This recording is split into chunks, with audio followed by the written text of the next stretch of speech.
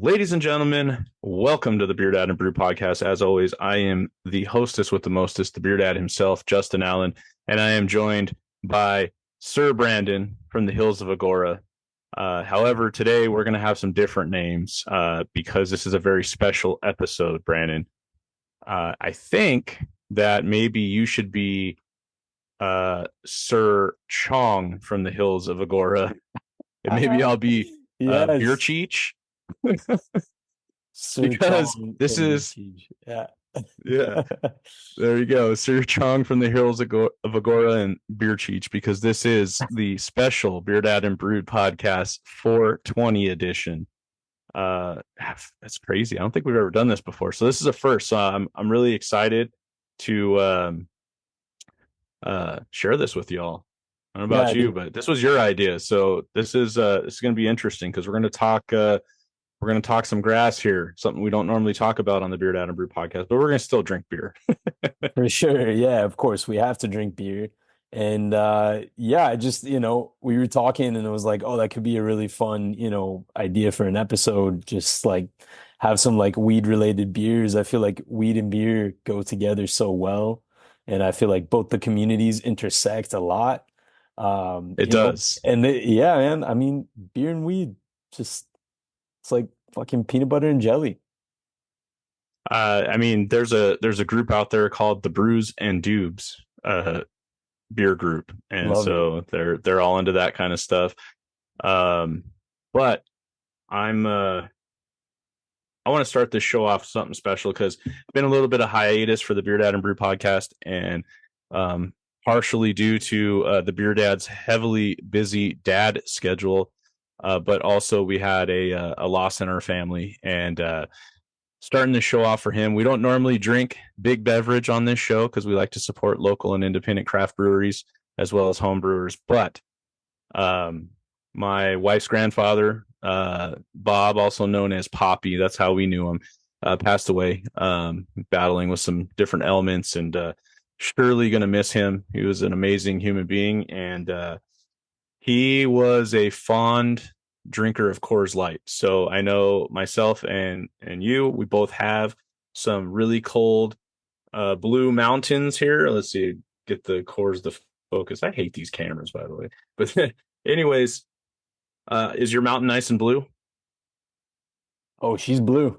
She's blue, baby. All right. Let's do it. That means she's primed for the picking. So let's pop one. This one's going to be for Poppy.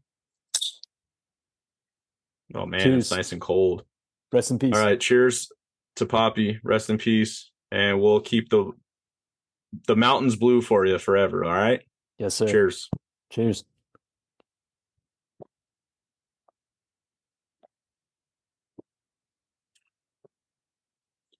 Ooh. Chugging that thing when it's ice cold. It goes down, easy because it's Coors Light, but when it's ice cold, man, that burn's going down. It does. Yeah. Just that good old American light lager giving you a little kick. But yeah, it is one of the quintessential, light lagers. And in terms of if you have to drink big beverage, you definitely can't go wrong with a Coors Light. It's a classic flavor. I myself personally, we've talked about it on the show, I can't do Bud Light. Has nothing to do with the controversy. I've hated it way before then. It gives me heartburn, and it just has this weird aftertaste, almost like licking a battery. I don't know. And everyone's got different taste buds, and that's why they have all these different beers, all these big beverage beers. Either grandpa's a Coors Light guy, a Budweiser guy, Bud Light guy, Miller Light guy. Everyone's got their own taste, and that's how it is in craft beer as well. But I think of all the big beverage beers, I would have to say Coors Light's probably the one that I can tolerate the most. I actually like Coors Banquet better. It gives that little bit more robust flavor, but this ain't half bad.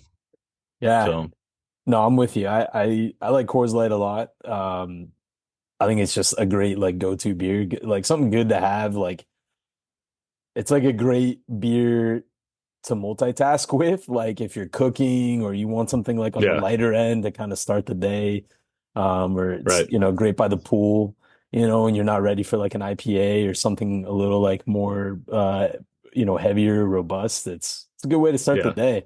And I don't, have you ever been out to Golden and gone to the Coors facility and like done the tour? No, It's no, a but lot of fun. I'd like to. Yeah, Yeah. I've it's a done lot the of fun. tour, what is it in, is it Azusa or Baldwin Park or somewhere where the Miller plant used to be? Now it's PBR. Oh, okay. Right off the 210 freeway years and years and years ago. I've been there. It's impressive to see the massive uh, brewing equipment that they have. I mean, just from the freeway alone on the outside of that plant, you can see the giant grain silos. It's just it's crazy. I can only Yeah. imagine what it's like in Colorado going to see the Coors factory. It's beautiful because it's just tucked away in those, Rocky Mountains, and yeah, Yeah. it's just such like a beautiful So vista, and yeah, it's a lot of fun. so fun fact about Poppy.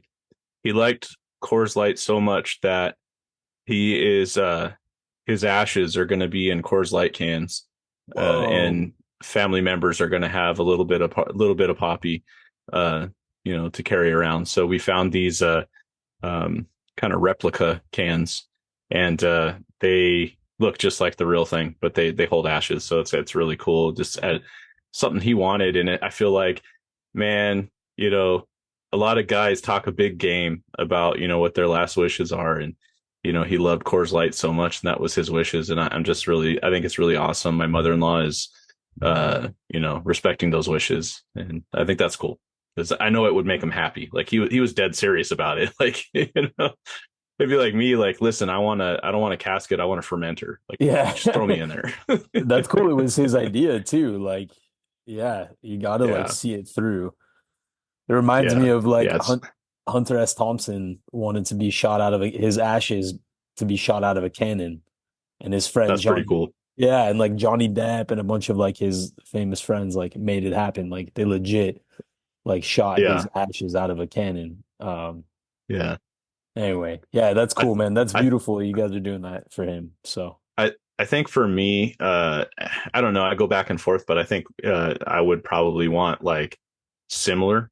I'd like to be placed in some kind of a beer can, bottle, whatever. But I would like to be um, permanently placed in a coral reef somewhere in the Bahamas because that's just my favorite place. And if I could figure out a way to live there, I would. I just love it so much. I love the Caribbean and I love the ocean, and I think that'd probably be my wishes. Whether or not the wife will listen to me, that's one thing. Uh, yeah. Okay. Well, hey, we got it here on the podcast now, so it's it's out there. recorded. She Yeah. better follow her. I'm gonna come back and haunt her. Yeah. Yeah, Beer wife, you heard it here. that's right. That's right. So, without further ado, this is the 420 episode. So we're gonna talk some grass. We're gonna smoke some grass related beers, and I think one of the first things that I wanna bring up and talk about. I was thinking about this earlier today. Is obviously right now I don't partake in this business, and I haven't partaken in a long time because of what I do for a living, and I can't tell you the exact date, but I know it was like the last time I was literally 18 years old, and um, it wasn't like a big deal to me. I know some people are really into it. I think then at 18 years old or as a teenager, it was just a cool thing to do, with the kids. Um, and I was young and dumb. And like now as I'm older, like you can see there's a lot of medicinal properties and different things and benefits, from weed, marijuana, whatever you want to call it. But back then it was just like, you get together with your buddies and hotbox the room and stuff like that. But it's been a while. Um, but I have a lot of friends and family members, and I won't name names, that partake. And it's just kind of cool to see how this industry, if you will, has evolved from back in my day, because obviously it was illegal back in my day, and there wasn't anything fancy, right? And we'll talk about some of that a little bit later, but uh I mean, we're talking smoking out of an apple and taking an old beer can or soda can and poking some holes in it and using that, because there was no $1 million glassware available to purchase. Right. It was just weird. So what I wanted to do is the first thing starting off the show, talking about the history and everything for us individually, is um, the very first time you ever smoked weed, if you can remember where, with whom, and how you did it and how you felt afterwards. I think this is going to be an interesting subject while we sip on some beer. So I want you to think about that and pour your first beer. I'm going to pour my first beer. Well, technically we already had one, but that was for Poppy. This is for the show. Okay. So think about that question. Okay. I got my answer. I'm ready. Or should I intro my first beer?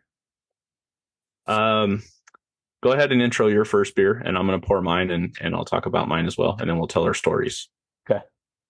So I have Stone Enjoy by 42024. This year's Enjoy by 420. I'm sure, most people are familiar with the Stone Enjoy by series. They do it for a variety of holidays throughout the year. Um, I always enjoy picking them up when I can. I think they're a lot of fun. Um, yeah, and I like the 420 series. I just think like the hops and it's just got like a real like pineapple-y taste to it. Like, yeah, this one is always one of my favorites of the Enjoy by. So, and this one was actually pretty easy to find too. Sometimes the Enjoy buys are not always easy to find, but this one I just picked Yeah. up at my local Vons. So anybody that's listening to this today that wants to go out and try this beer, you could probably pick it up like in your local grocery store, or like a Total Wine, or a Bevmo. Pretty easy to find. And So I think it's cool to point out too that 12-ounce can, yes, yeah, and usually it's a double. usually It's a prior double. It's a prior years it would come yeah. in a bomber. And so that's cool to see in the 12-ounce can. So was it a 6-pack, 12-pack? What was it? It was a 6-pack, and it was a little bit on the Okay. expensive end. I think it was Yeah. like about $20. Um, Yeah, but it's a double, right? yeah, exactly. So like the Yeah. ABV, Okay. it's a nine, like yeah, flat 9% ABV. See, coming from, background that, we're familiar with in terms of craft beers and stuff like that, that kind of price doesn't necessarily scare me away. Because we know when you go start double, triple and all that, the cost of goods is much more expensive. So I already know that if I'm going for a double or a triple, that I'm going to be paying a higher price because there's a lot more grain and material used to make that beer. So No, that's not a really bad. good It might point. scare some people away, but Yeah, I guess Stone does a good job. when you're thinking Stone, it's like, oh, it's something more on like the cheap end. Um, this one, yeah, it was just slightly more expensive, but it's worth it. It's a good beer and it's fun. Yeah, So, absolutely. yeah. So I am drinking something because well, I was thinking I didn't get a chance to get to the store to get some Stone beer, Enjoy by 420, which I might still try to get sometime tomorrow, just to enjoy for the weekend. Since I can't partake of the holiday, maybe I'll drink it, right? Um, but I would say this makes sense to me, and the reason why, because I'm going to segue into my story, and then I'll let you tell your story of your first time. But you got to think back for me, junior high, high school, years of when you're exposed to this type of stuff, right? Around your buddies, around your friends. Well, for me, I remember the time with a certain group of friends where it was passed around, and the first time I ever tried it, I can remember very distinctly the girl that lived upstairs from me. Her name was Brenda, who I may or may not, and then A good friend of mine, we called him Beavis, And like Tupac wrote a Beavis and song Butthead. about Tupac wrote a song about her, right? He did write a song about Brenda. Uh, but Beavis, my buddy, his real name was Francisco, but we called him Beavis because he had an innate ability to talk just like he sounded like that all the time, like for reals, and he wasn't even trying. So we called him Beavis. So it was Brenda, myself, Beavis, and then Brenda's friend Jesse, who had a huge crush on. Never worked out, but the only reason, because I would always say no to this stuff. Anytime friends would ask me that, I would say no. But Jesse Rushton, I don't know if she ever listens to this show, but yeah, she was a big crush of mine back in the day. And they wanted to smoke weed, and I had always said no, but she gave me that, when you have a crush on somebody or a teenager and they give you that little look, you can't say no, right? So we had a Pepsi can, and I have no idea where this weed came from, and off we went. I think I was 14, 15, somewhere around there. But what I can tell you is this particular beer that I'm drinking, which is by Belching Beaver, San Diego, California, is the Phantom Bride Deftones beer. And the reason why I say that is because a lot of us at the time, we were into Deftones music. And I just thought, Deftones and 420 kind of goes together, right? I don't know if Totally. you've ever been Yeah. to a Deftones concert. No. They hit the stage and the whole concert venue just puffs up. You know what I'm saying? So I just think that was a perfect choice to start this show off with, because it brings back some nostalgia. And I could tell you a little story about the first time that I ever partake. So I can actually say Jesse made me do it. So cheers to Jesse. that. Shout out to Jesse, man. Oh, and I'm supposed to tell you what happened. So, everybody has a different experience, and I guess it just really depends on the strain and what kind of weed it is, where it came from. But if I remember correctly, I got real sleepy. At first I thought it didn't affect me, and I'm like, well, I don't know what the big hype is, but I remember us going from the field and back to our apartments, and I just remember falling asleep on Brenda's couch and her like waking me up saying, "You got to go home. My parents are going to be here soon." And I was like, I didn't have far to go. I just had to go downstairs, but I was like knocked out, like done. I was super sleepy. So I do remember that. So that was my first time. And a long time ago, because I'm old, but cheers to everybody's first time. Cheers. That's a great beer too. All right. I really love that Deftones Belching Beaver beer. And I feel like Yeah, it was never meant to be like a consistent beer for them. I feel like it was like a collab they did. I it think it was. was even like it was like the first like band collab with a brewery that at least that I was aware of. Um, Right. and I feel like it was so popular for them and so well received that it's become like a staple for them. It's probably one of their best Yeah. sellers. It does really, really well. And Yeah. I'm pretty much every store that sells Belching Beaver, which they're pretty much everywhere within Southern California. Of course, they've got a huge reach now. I mean, I believe you can get Belching Beaver in Texas now at the grocery store. So kudos to them. And we're going to do a show with them at some point. Um, but obviously, and I have another special beer from them that actually a couple of them that I'll be having on the show, just because I have a love for them, because they are what started all this madness for me. So we talk about first time, right? The first time with the old Mary Jane and first time with the old craft beer. Right, Belching right. Beaver, thank you. But yeah, Deftones for sure. It was like that first big collab with a band. Um, you know, and that kind of started. It was a catalyst. I mean, there's been several more. In fact, Belching Beaver, I believe, is just putting out a brand new one that they did with Slightly Stupid. That's coming out soon, or if it's not out already. So that's kind of cool. And then obviously, you've seen so many. El Segundo did one with 311. Right. I think it's cool. I think it's rad, actually, to see. I mean, we talked about like celebrities and stuff like Stone Cold doing the El Segundo beers, but it's cool to see the bands getting involved and having a go at, helping with the brewing process and selecting hops and different things like that. And this one was just so popular because, I mean, as I drink it right now, it kind of just brought me back to like, hey man, this is really good. And I remember the first time I got it, um, I I think it was like first or second weekend of pool season, and I was looking for something to crush out in the pool, but with a little bit more oomph than say a lager. So I was like, oh, you know what, Phantom Bride, this isn't too bad. It's, sits around like the low sevens, high sixes on the ABVs.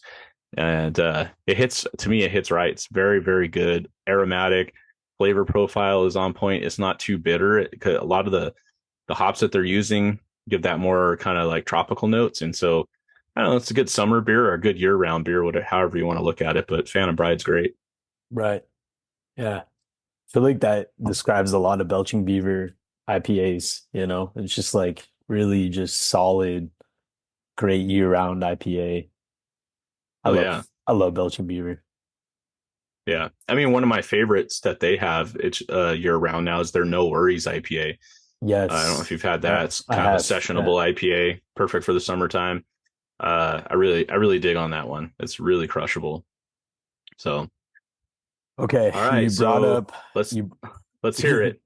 you brought up 311, and that's funny because 311 ties into my story. Oh, So so first time I partook in some marijuana was I was 15, Santa Barbara, went to a mm. 311 and Pepper concert. Was with Oh a bunch man. of yeah. It's like prime ideal like first smoking story. Uh Yeah. so it was like me and a bunch of my buddies, and then one of my best friends growing up, and still one of my best friends to this day. His brother was a couple of grades ahead of us, so he could already drive. We were still like getting our learner's permits, and none of us like in my friends group, we didn't have our license yet. So his older brother, we were really close with him, and he was really cool. And he took all of us younger guys up to Santa Barbara for the night to go see 311 and Pepper at the Santa Barbara Bowl, which is a great place What a to show. see a show. Yeah. If you live in Southern California, if you're listening to this, or if you've never been out here before, if you're traveling out here, I highly recommend checking out a show at the Santa Barbara Bowl. It's a beautiful outdoor venue. Um, yeah, I've seen so many shows there. Yeah. But anyway, so of course, this is like it's one of those concerts where it's weird if you're not smoking. Like Right. literally everybody is smoking. But I was still kind of nervous because obviously, you're not supposed to, even though it's an outdoor venue. I was like, damn, breaking the rules. Like I don't want to like get, in trouble. I don't want to get kicked out, or I don't want to get like a ticket or anything like that, get arrested. And Yeah. so literally I'm like all my friend like so the older guy, my friend's older brother, sparks up a joint, he's passing it around. I'm the last in line. So all my friends are hitting it first. And they pass it to me, and I'm like, all right, here I go. So as soon as I go in, I take my drag, and all of a sudden I hear, hey, you. Yeah, you. I'm looking around, and I see a security guard, bright yellow shirt. He's like, hey, you, no smoking.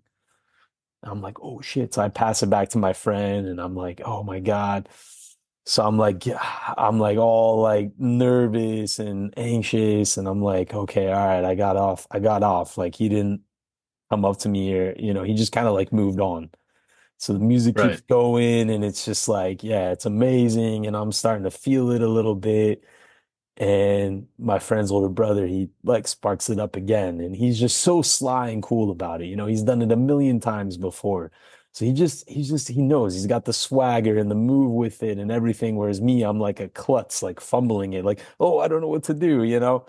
And you got this burning ember, this fire, this thing that you're holding on to, and just so I don't know if that's why I got caught because I wasn't cool about it, and like all my Yeah. were super cool and smooth. I can't remember if it was anybody else's first time, but anyway, so it starts going around again, and everyone knows I'm kind of nervous or whatever. Uh, and so they pass it to me again, and I'm like, no, no, no, I can't, man. That guy's gonna come back. They're like, no, no, no, you're fine, bro. You're fine. So I take it again, and the guy comes back. Hey, hey, you. What did I tell you? Didn't I tell you? Hey, Oh shit. comes back. Like, can't, like, this guy fucking, like, must have been Can't watching shake them. something. Couldn't shake Yeah. him. So I pass it back to my friends again, and I'm like, the guy's like, I'm warning you, man. It's your last warning. That's your last warning. So it happened again, like 30 minutes goes by, we're having a good time, the music's going. Friend's older brother sparks it up again, passes it down the line, and again, no bullshit. The guy sees me and he's like, "You're out. That's it. You're out." And my Right. first instinct was to like try and like hide behind somebody because you're like standing up, but there's like, the people in front of you are standing up too. So it's like I don't know. I just thought that like that was my first instinct. I was like, oh, I'll just hide behind this guy in front of me and he won't see me anymore. And then he was like, hey, yeah, you. So he like kind of pushes past a bunch of people, comes up to me, escorts me out, like gets me out of like the actual like stadium seating and like into like this little like side area where you kind of like walk up to get to your seats. Right. I can't remember exactly, but like somehow I lost. He like just kind of escorted me, I guess, into a holding area or whatever. He didn't like take me out of the venue. So I just kind of like waited around for a couple of minutes and then I went back up, back to my seat and was like treated like a gladiator returning to an arena. Like Shit. it was like it could like because everyone saw me kind of like get escorted. Like I kind of walked in and everyone's like, "Oh, this guy's a badass, man. Who knows what happened to that security guard? He might have beaten that guy up and gotten his way back here."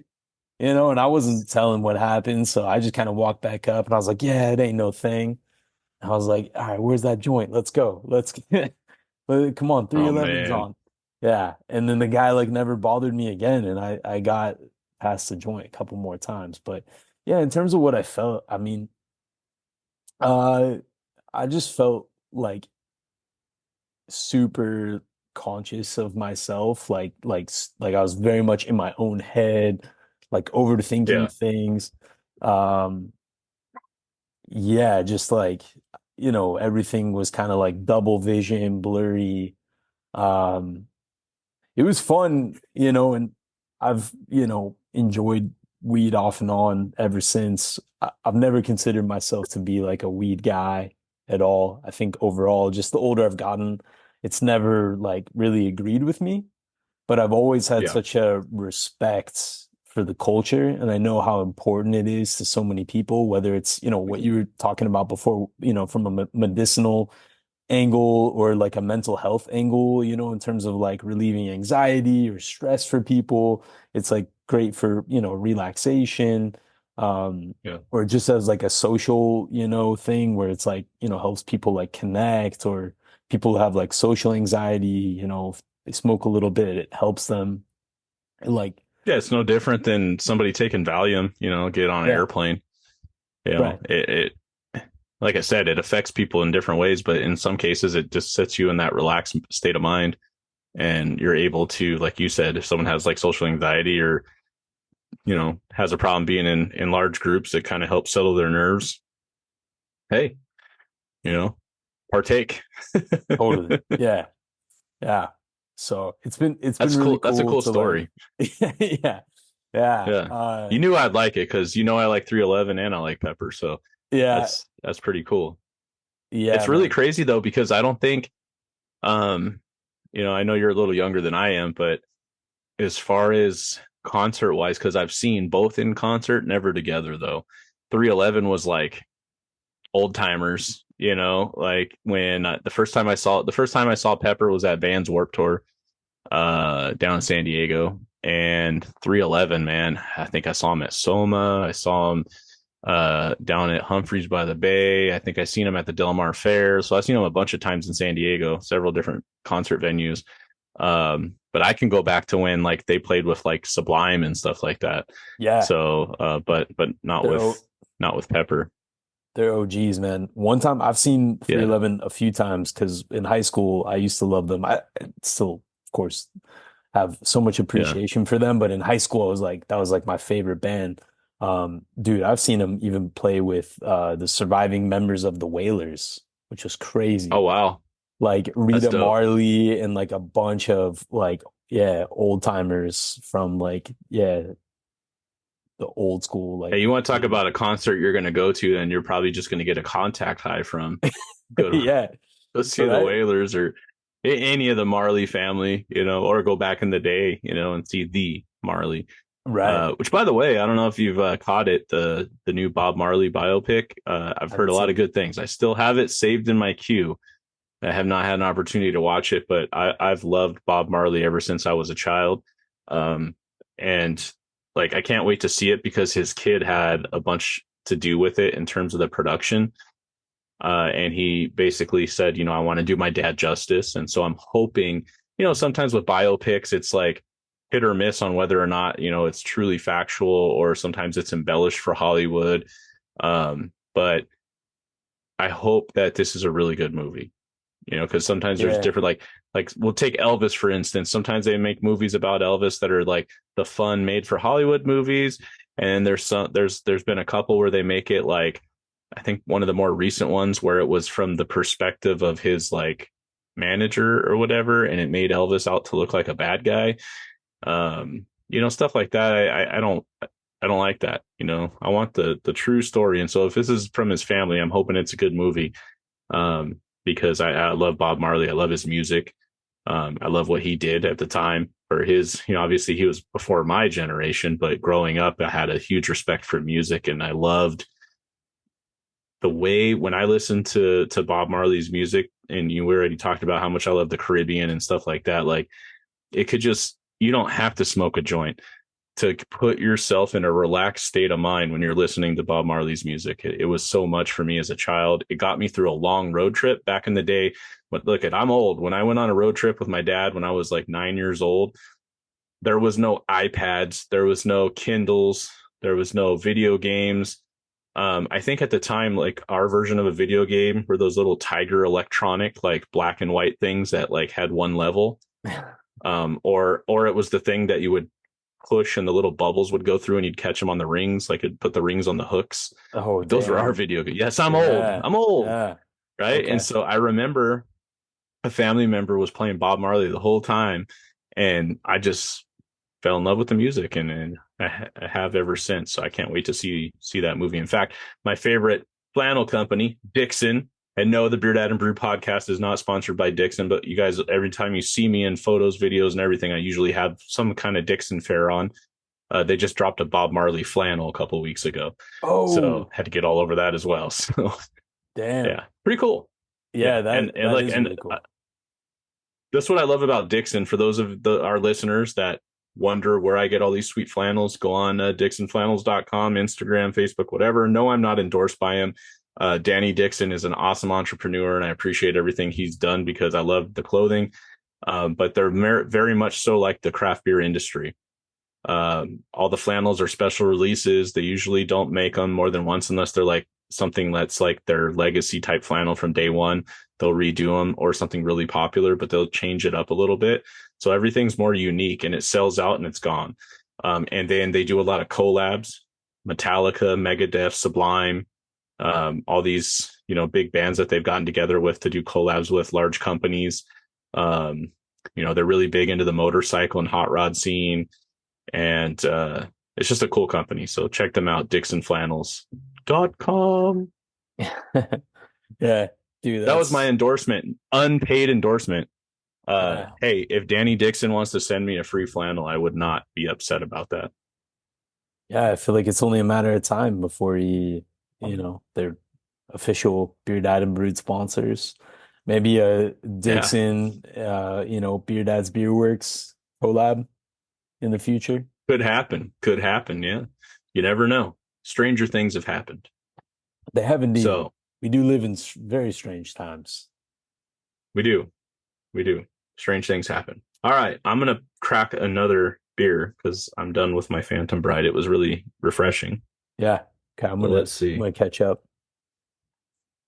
I'm gonna I'm gonna do this one next. So two things are gonna happen here with this beer. One is I have a special glass for it. unrelated to the brewery. It's another brewery, but it has a special meaning for our 420 episode. But this beer that I'm going to crack is the Catalyst. We were talking about first times, right? First time smoking the ganja. Um, the beer that started it all for me in the craft beer industry. We already had Belching Beaver. We're having it again, and I've talked about it on the show before. Um, they keep changing the can art. It throws me off a little bit because then I look in my fridge. I'm like, what the hell is that? Because I'm so used to the original logo. But here it is in living color. Belching Beaver's Peanut Butter Milk Stout.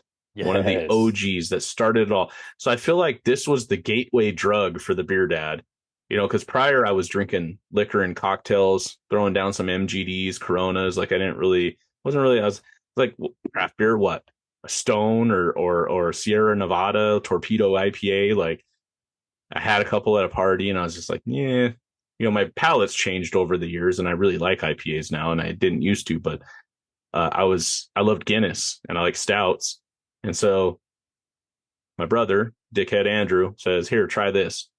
And because of said beer, we are talking right now on the BeerDad and Brew podcast because it sparked that fire in the craft beer industry for me. And I love this beer. It's so damn good and it's so classic and it never changes. It's very consistent. So we're going to pop that open. Oh, man. It smells like you just opened a pack of Reese's peanut butter cups. I love that beer too. I think that's one of the first craft beers I had as well. Um, I also remember fondly we had the barrel aged. Look at that head. Yeah, that's Oh, man. we On had the that stout barrel aged. season, Yeah. And the barrel aged version was absolutely phenomenal. So good. I'm It's really excited for this.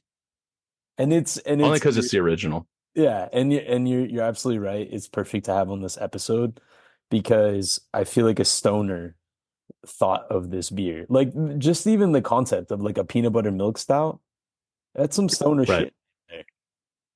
Yeah. It's like I just, puffed and I was like, man, Brandon, I've got a little bit of a sweet tooth, my friend. Yeah. Let's Like get some man, Reese's peanut butter cups going. yeah, That's it'd be exactly what I think of when I smell it, when I see it, and I'm like, you know, it's it it's not really a joke in the industry, but if you survey, brewers throughout the industry, most of them partake in the devil's lettuce. And I always joke, I'm like, they probably just smoke a fat bowl and they're like, what am I going to put in this beer this time? So whatever they got the munchies for, let's just throw it in there, right? All these crazy adjuncts. That's where these came from. yeah. Some of those, bong ripping sessions that they had amongst brewers. And they're like, let's throw some peanut butter and chocolate in this beer. See what happens. Um, but it's a quintessential adjuncted stout that always tastes the same. You can go to the liquor store, the grocery store, or even at the brewery, and it's going to be consistent and it's really good. But I poured it in a special glass because this is the 420 episode, and it's time to get a little Irie. So here is my Irie Jungle 2022 glass. This was the tasting glass that they gave you for attending when you had the VIP. There it is, Irie That's Jungle 2022. It's a that's dope dope. glass. Yeah, man. So Little this is wine glass. Tripping Animals, Florida. They're in Doral, which is kind of Miami. It's closer to the airport. But currently, when you listen to this episode, it is 420, and Irie Jungle is happening at Tripping Animals. I'm really jealous of a lot of my friends that are going to be there. It's just such a cool beer fest because a lot of the things that we've been talking about that you hear at BeerDad and Sir Brandon over here enjoy in terms of like, reggae fusion, ska, like different types of music. They got live bands playing, definitely a lot of people partaking. And then they bring in some of the biggest hype breweries from all over the country, tons of them.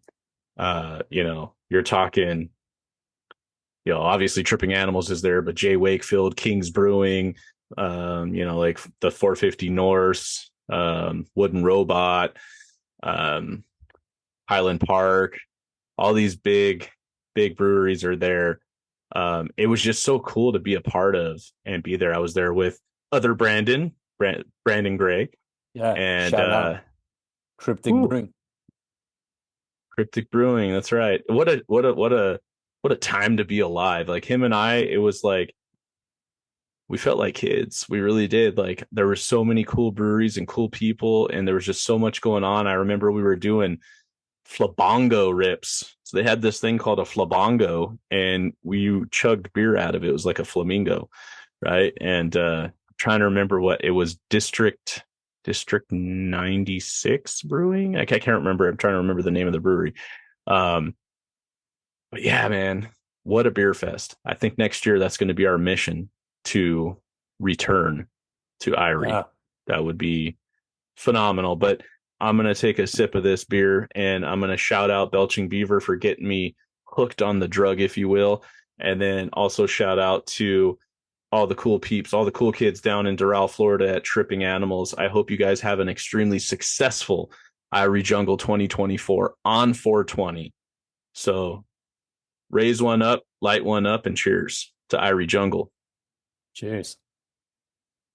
Dude, that's really cool they're doing it, that it's hitting on 420 this year because I feel like Oh, it's, yeah. it's always around those dates, but that's cool that, and it's Yeah. on a Saturday, which is fucking perfect. But yeah, just like to piggyback kind of on what you're saying about Tripping Animals, like their networking ability and like their reputation, regardless of where you go in the United States and probably globally as well. But I can't tell you, man, how many like random cities I've been. I think I talked about it on the show before, but I was in Asheville, North Carolina at Burial Beer Company or Brewing Company. Um, and they had a Tripping Animals collab, which, that's just so random. And Burial's a great Yeah. brewery too, but and even at yeah, Highland Park, I was there in December, I think, last time I was there, Highland Park Brewing out here in Los Angeles, and yeah, they had a hard seltzer collab with Tripping Animals. So it's just kind of Yeah. cool to see them like forging relationships all over the place with like other very reputable breweries. Yeah. Yeah, it's just says a lot about like their name and the quality of the product that they put out. Absolutely. I mean, they're something else. And the really cool thing about the fellers and ladies down at Tripping Animals, Ignacio and Icor. I always butcher his name. But we walked in there and it was just like it wasn't just us, but it was everybody's like welcome arms, and they were so happy to see people and share beer with people. To see a beer fest on this magnitude, I mean, I think there was like 65 breweries or something stupid, ridiculous like that. I mean, to just put it in perspective, for folks that have never been to Irie Jungle or Tripping Animals, the brewery, a rather large size brewery, I would say, pretty close to maybe Santa Monica Beer Works. Okay. Um, Yep. they're pretty large parking lot. So the whole parking lot's completely closed off and turned into the festival. And then they have a huge side beer garden on the side of the building. And then obviously the building's huge. And inside the building, as well as into the back of the brew house, is all breweries. So you're inside, you're outside, you're out on the beer garden. Plus, there's food trucks and several merchant vendors and stuff like that. I mean, they had obviously it's Irie Jungle, so you could buy things to partake with. And they had amazing food. Brandon and I opted to keep it local, and we had some Cuban sandwiches from a local pop-up that does like really good Cuban sandwiches. It's just a really cool festival. So folks that are listening right now, if you didn't get to go this year, make it to put it on your agenda for next year and years following. Let me tell you something. You can go to Miami for pretty cheap. If Brandon and I could do it on the BeerDad and Brewed podcast budget, you can too. We did a little fundraiser and off we were going. I mean, it was like, I think we flew Spirit Airlines, and we're still alive to tell about it. But I mean, those tickets, we bought them in advance. It was crazy. You would not believe this. It's like 30 something dollars each way for go from LA to, I think we landed in Fort Lauderdale. It's about a 45-minute drive down to Miami. Uh, but I mean, figure it out. You got to go somehow because, flights are cheap. You get them in advance. You can find some decent places to stay. If you go with a big group of people, get an Airbnb and share it. Probably way cheaper than a hotel, and you'll have more space and more room. But go to this festival because there is not a festival like it throughout the United States. And I've been to a lot of beer festivals, and I have some favorites, right? But Irie Jungle, I feel like for me was just so different than a lot of the beer festivals, and so many great breweries were there. And the way that it's set up, it was just like what we like to. It's like a giant beer share. And just Yeah. walk around and grab beer wherever I want, and a lot of the breweries have either their brewer or their owner there enjoying beers with you. And it was just really cool. A lot of fun stories and memories that I have from that Irie Jungle trip, especially some of the podcasts that we recorded with some of our friends. But, just good times. And even not at the festival. Miami's a cool place. You got to go check it out. So cheers to tripping animals in Irie Jungle. Yeah, for sure, man. Yeah. Well, I'll tell you a little bit about the beer I'm drinking now. Um, it's called Soft and fluffy. Soft and Fluffy. It's a marshmallow IPA. Thought that was Oh very my. staggering. Yeah. It is from a brewery out in Bakersfield, California called Temblor. Yeah, I don't know. I know them. You know Temblor? Yeah. Okay. Cool. Yeah. So a buddy of mine was out there recently and he brought this beer back for me. I thought it was a good night to crack it open. It's really good, man. Like you wouldn't think, marshmallow IPA. If you're gonna have a, Mm, marshmallow in your beer, you're thinking pastry stout, it's gonna be yeah. like Or more a of a sour. dessert beer, right? Or a sour. Yeah. This one, it's really good because the marshmallow is just it's really subtle. Like it doesn't factor in too heavily. Um, and it almost kind of makes the beer softer. Like it's got like a real soft like mouthfeel to it. Um, Yeah. yeah, it's like a fluffy beer. So the name is accurate. Soft and fluffy. It's a Soft and soft and fluffy. fluffy beer. Yeah. Interesting. Yeah.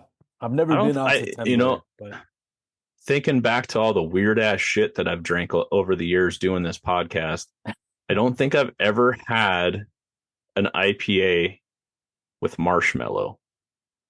That might be a first on this show.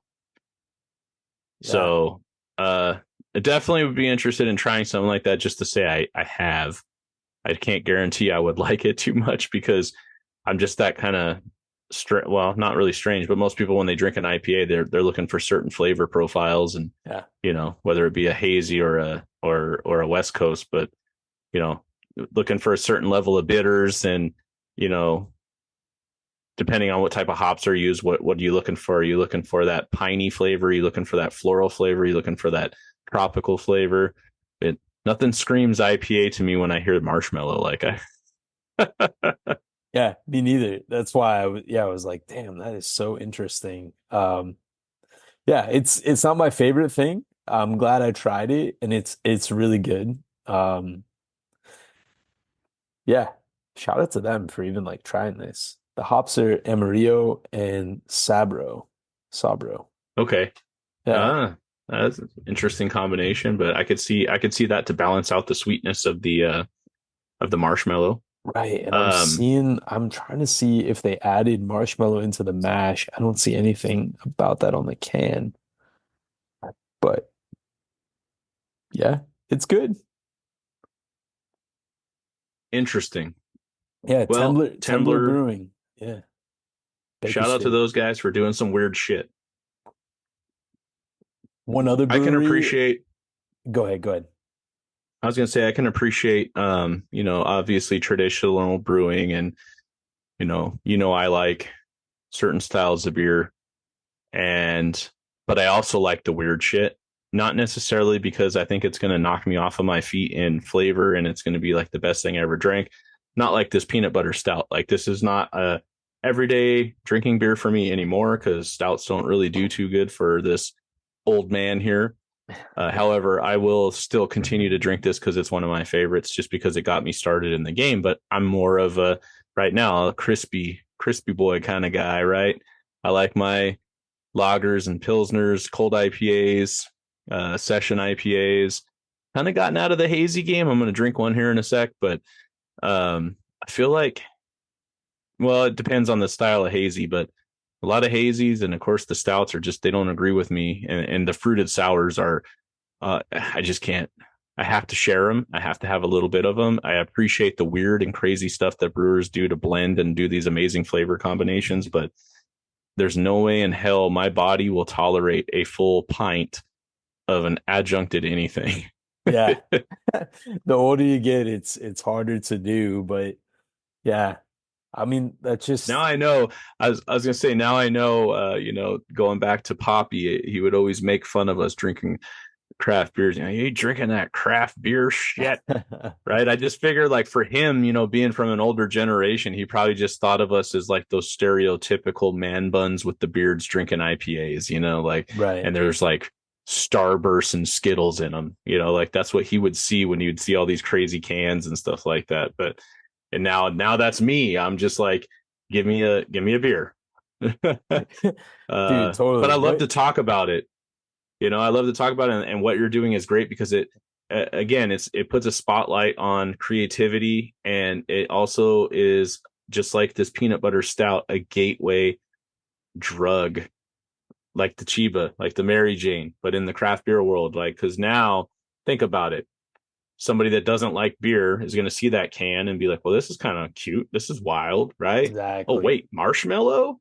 There's marshmallow in here. Maybe I'll try it. And maybe it's good enough for them to kind of segue in and then eventually find something that they like. So kudos to Temblor and thank you for having that on the show. So that's really cool. Yeah, man. Shout out to them. It's really good. And yeah, we've talked about it many times before, but like that's what, I love, we love about beer. There's just so many varieties, so many styles. There really is, something for everybody. And it's so fun Yeah. to just try all the different, varieties out there and just try the weird thing on the menu. Um, I tried some really good shit in Chicago. I just got back from Chicago a couple days ago. But before Okay. before I tell you about that, there's one brewery that's been on my mind tonight that I really want to shout out. And I'm curious, what your experience is with drinking beers from this brewery and what you think of them. Elysian Okay. out in Seattle. Okay. Yeah, I feel like, obviously, you know, there are many hops out there that can taste kind of like weed-ish, bud-ish. Um, and Elysian, I feel like, at least just in my experience, is one of the first breweries at the mainstream level to like really highlight like weed tasting beers.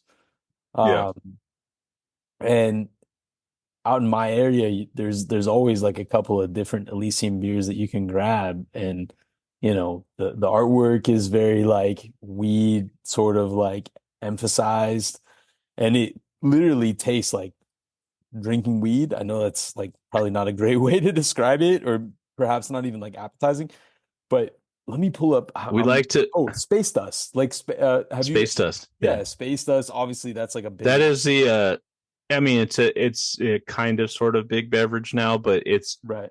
it's one of those quintessential airport beers, if you will. Like I feel Yeah. like every airport you're getting space dust, and a lot of airlines now because it's canned. You're starting to see space dust on the airplanes. Um, no, I mean I totally get it, and I could see how a lot of weed heads would love it. We like to use these cool hip man bun words like dank, right? And a lot of these style of beers, certain style of hops, and sometimes they throw some terpenes in the beers, and it really does appeal to that flavor profile. And you got to really really like that funky kind of like dryness and bitterness and the dankness, right? It's almost like, oh, that's kind of funky. Uh-huh. But then when you like that kind of stuff, you're like you crave it. Your mouth kind of waters when you drink it. And for me, it's hit and miss with different beers that kind of go that route. But Space Dust is one that's kind of very consistent and blended very well. And, you know, they have the right mix of hops. I've tried some of their other uh, variations that they've had of it. And I don't know. I guess the OG for me is pretty decent. It's drinkable. Yeah. Yeah, there's another one called Dank Dust that I tried that was like straight up. It felt like I just smoked Slam dunk the weed. funk. Yeah, Yeah. exactly. The It the was like the a drinking. skunkiest. Yeah. It was a drinking Yeah. equivalent of smoking weed. Like it was so Yeah. wild. Like I couldn't believe I never, I've had beers before. I'm like, ooh, that's a little skunky, that's a little weedy. Mm, Um, yeah. but yeah, Grassy. Elysian, yeah, exactly. But like Elysian really, it seems like they put like an emphasis on it. They were like, oh, we want this to taste Right. like, a stoner's delight. Yeah. So I just want to shout them out on this day because yeah, I feel like they really, you know, when they're brewing these beers, they have that on the mind. And even with the artwork, I mean, it's a hop with like a J hanging out of its mouth. Um, so yeah, I thought that was cool, and I thought I think they brew really good beers, and like you said, they're pretty Yeah. widely accessible here, on the West Coast and throughout the Pacific Northwest, and so yeah, Elysian, if you're listening to this and they're not like super available in your area, if you're traveling or whatever, and you want to try like a super weedy beer, even if you're not into that, like just try it because it's really interesting. Like it's like a beer that tastes like weed. If you haven't tried it, check it out. I recommend it. Yeah. Awesome. So you're gonna tell us a little bit about your travels here. You were just recently Chicago. in Yeah. Chi-Town, the In Windy City, the Shy. Yeah. the home, the home of Kevin McAllister, That's right. Chicago. That's right. Yeah. Yeah. Yeah. You can actually go see the house. And there's always those memes and jokes about the house, about how like how did a father of, seven or eight or however many kids he had afford a house like this, because that particular house is in a very rich neighborhood in Chicago, and it's like, multi-million dollar home. So they're like, what was he doing for a living to afford these lavish first class trips to Paris and take care of all these kids and live in this house? So there's like these theories that his dad was like in the mafia and stuff like that. Probably, man, because that actor was on The Sopranos like early on. I don't know He if you've seen. was. Yeah. Yeah. Yeah, he So was. Yeah. I always like my headcanon was like, yeah, that's the same character. Even though I guess Right. in The Sopranos was a cop. But Yeah. anyway, I don't know. I always just like equated it as like, oh yeah, it's the same character. He goes home, Maybe he's just a dirty cop, you know? yeah, yeah. He goes home just like Tony goes home. But then Pesci at the beginning of the movie, he's got his like cop uniform on, right? He's pretending to be a cop. So then Oh, like yeah. wouldn't he have, I can't remember if the dad ever like interacts with Pesci at the beginning, but Yeah, he wouldn't he have does. been like, Because he's okay, the yeah. one, he's there at the bottom of the stairs, and uh, he comes over and he asks him about like the security, and he tells him, we got automatic lights, we got this, we got that. And Oh, so, okay, okay. yeah, it's right after the pizza guy comes in and says, I got these 10 pizzas and somebody owes me 122.50 or whatever it is. Yeah, Yeah. yeah. Anyway, well, I don't know. So, Maybe that defeats the theory because then maybe Kevin's dad would have recognized him. Or maybe, I don't know, maybe yeah. he's like in a different unit or something. Anyway, I'm overthinking it. But anyway, dude, Chicago, for anybody listening to this, if you've been to Chicago, if you're gonna travel there soon, maybe you live there, you may or may not know, but Chicago has a really, really amazing beer scene. Like there's a Yeah. lot of breweries out there. Probably doesn't come as a surprise because it's a very big city. Um, so there's so many breweries, it's impossible to hit all in a day. But yeah, I was there for a few days and I probably got like a third of the breweries in, but yeah, there were a few that I wanted to shout out. One in particular, you mentioned Guinness, and Guinness just opened up a location out in Chicago. They've been starting to open up locations out here in the United States, starting with Baltimore, and now they have Uh-huh. one out in Chicago. And man, if you thought Guinness just brewed stouts, a variety of different stouts, you were mistaken. They brew all different types of styles. They're not widely available. I believe you have to buy them, drink them either drink them or buy them from an actual brewery. So if you're in Baltimore or Chicago, you have access to these beers. The rest of us are out of luck. But Yeah. man, I had like a Guinness IPA. I had a Irish breakfast tea Ooh. lager. I think it was a lager, might have been an IPA. It was outstanding. It was out of this world good. Um, Hmm. and I had a few different stouts over there. I had an IPA, like I said, um, top-notch quality, incredible beer. Yeah, I wish there was like a Guinness here in Los Angeles, but um, That would be two really other. cool. I was gonna say I've heard a lot about it, and it's really cool that you actually got to go. Uh, because I guess they do, more of the mainstream like American style craft beer, and people trip out when they go there because they're expecting it just to be all Guinness, and it's not. So that's pretty Oh, cool. yeah, yeah, it's not. And like I said, like they brew extremely well, extremely competently in the styles that you wouldn't, necessarily associate Guinness with. And Hmm. they had a bunch of like really, really full menu of food too, like full restaurant, really, really good. So yeah, I recommend it if you're out in Chicago and you're looking for like a good bite and a good beer. Um, Two other ones that I want to shout out. Microphone, spelled Oh M-I-K. yeah. Yeah, you know microphone. Okay. Oh yeah. Yeah. Yes, Okay. sir. So it's spelled, yeah, Mikerphon. They were at Irie Jungle when we were Oh, there. okay. Okay. I believe it. Yeah. Yeah. Yeah. So they're not, so there's two airports out in Chicago. Obviously, the big one is O'Hare. If you fly into O'Hare or you're in that area, you're close to Microphone. It's technically in a city, it's or like a neighborhood of Chicago called Elk Grove Village. But Hmm. highly, if you fly into Chicago or whatever, highly recommend. It's like 15 minutes away from the airport. Unbelievable beer. I had like their signature IPA. It's like I think it's called Mike Check 123, something like that. Unbelievable.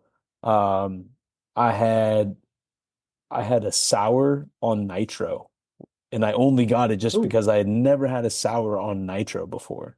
I just got a that's taster of interesting. it. It was like a raspberry. It had a bunch of different berries in it. So good, so good. And then also in Chicago, you'll see a lot of the breweries they do like pickle beers. Um, so of course I had to try it, and it was Rick and Morty themed. It was like a pickle Rick beer. There you go. So I had to try it. It was really, really Hmm. good. And yeah, I was there with my fiance. We sampled a couple of different things, and everything we had was like 10 out of 10, knocked our socks off. Awesome. Highly, highly recommend that. And then my last one, and again, there's tons of great breweries in Chicago. I'm just kind of highlighting my favorite three. Um, Dovetail, Dovetail Okay. Brewing. So they're a German style brewery, very much akin to Enegren that we have here out in Southern California. They brew all different types of German styles, all the different regions, because as we know, and I think we kind of have discussed on the show before, Germany, the different regions, they each have their own signature beer. They brew all the different styles. What they specialize in is Rausch beer. And if anyone's listening to Hmm. this, they don't know what a Rausch beer is. It's a smoked beer. Yeah, there you go. Smoked beer, Perfect for this usually episode. Too exactly. bad we didn't have some I some know. big meat to get high off of, right? A big meat from Shout Enegren. out to the That is boys at the Enegren. Yeah. yes. The smokiest beer you'll ever have, but god damn it, it's good. Dude, they don't do, I'm not just talking like, hey, oh, we have a Rausch beer. The Rausch beer is a whole section of the menu. So when you go to most breweries, it's like, here's our IPAs, here's our lagers, here's our stouts. When you Uh-huh. go to them, here's our Kolsch's, here's our Pilsners, here's our Rausch beers. It's all the German styles, and then they have like varietals. Here's our Pilsners, whatever. Like all the little varietals within there. And they had, I Sounds think, like my kind of place. oh man, you would have loved it. They have like Hmm. three different Rausch beers, I believe. And they're all Yeah. smoked with in a different way, and they all have different flavor profiles. So, obviously I couldn't try. I was like literally, man, like I wonder if there's a way where I could try every beer on the menu and still like Right. be able to get back to my Airbnb. Um, and I was by myself, so I was like, all right, I don't know if this is gonna be possible. So I chose a few. I had a spring Maibach, which is like a spring, Mm. Maibach is like a spring style German beer. I tried a Pilsner, I tried a Kolsch, and then of course I had to try a Rausch beer. The Rausch beer was far and above the best Rausch beer I've ever had. Um, Really? just unbelievable. Like next level. I've always had an appreciation for the style. I wouldn't say it's something that I like crave or I'm into. This made me a fan of that style. And I don't even really like even like, I've had like smoked cocktails before and I've Yeah. always been like, okay, I'm glad I tried it, but not necessarily something I would order. Dovetail Brewing, Chicago, they do Rausch beers in a way that I'm sure would impress even the best German brewers. Um, just phenomenal. And then I'll leave you Yeah. with one last thing about my experiences in Germany. I was there for a coffee, sorry, in Germany, in Chicago, which Chicago. I'm gonna tie this into Germany. That's why I said Germany. But anyway, I was there for like a coffee event. My fiance works in coffee, and there were some German people there, and we were talking about beer and talking about coffee. And I can't remember how it came up, but I said Reinheitsgebot, and they were so impressed with my pronunciation of Reinheitsgebot that I was like the whole rest of the night, I was like, oh yeah, I was like saying it to the point where my fiance was like, hey, that's great, but you can shut up now. But they were like, oh, that's really good pronunciation. They're very sweet about it. Yeah. I don't know, maybe they were patronizing me, but anyway, uh, They're they like he also they're like he really likes the German purity law. yeah. Wow. Right. But they also co-sign though that that Chicago beer was super top notch. And yeah, like I said, there's a bunch of other great.